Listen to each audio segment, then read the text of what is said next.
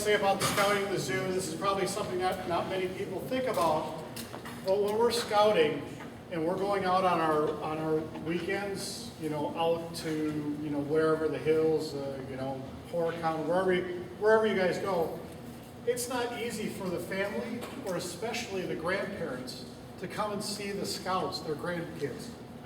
Scouting in the zoo, easy access for everybody.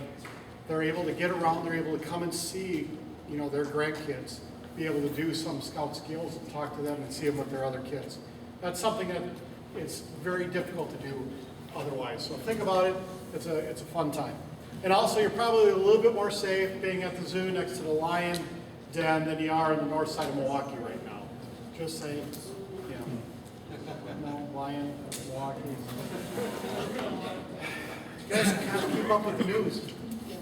Okay, our last part, which is not the least, something that we haven't done before, we'd love to talk about this. We have Ray Irby. He is from the Catholic Committee on Scouting. He's going to talk to us about religious emblems.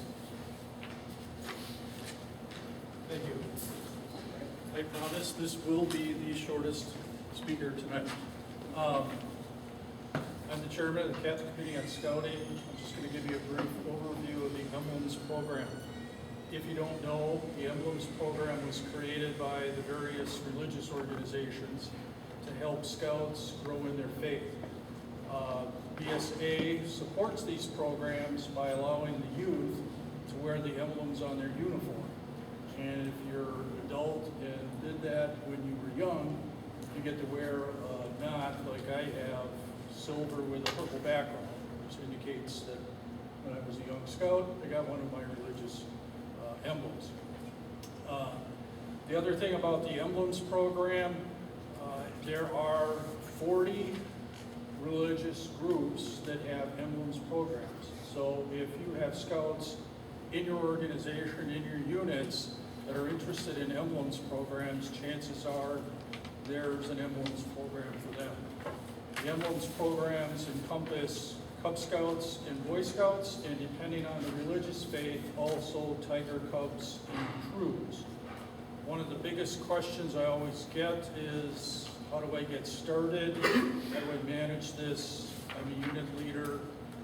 I was a unit leader, and I'll just pass along my tribal knowledge on this. What I did was I found somebody on the unit committee, perhaps a dad or a mom, that was passionate about scouts and their religion, and they became the champions for helping the boys get through the religious emblems program. That's pretty much it. I'm going to be sitting over at that table. If you have any questions, I am certainly not a resident expert on 40 different religions. However, I have information I can point you in the right direction. And if you happen to have some questions about the Catholic faith, I might be able to speak more intelligently on that subject. Thank you.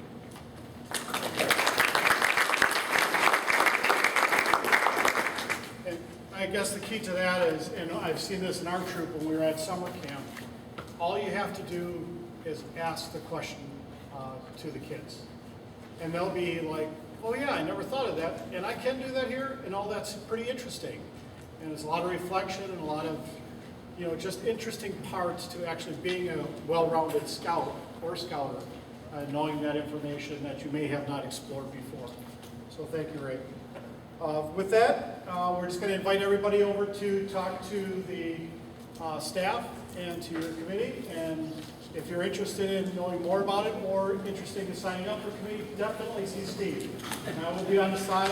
If you have the Camporee sign-up sheets, or if it's still coming around, let me know. I need that back. Thank you all.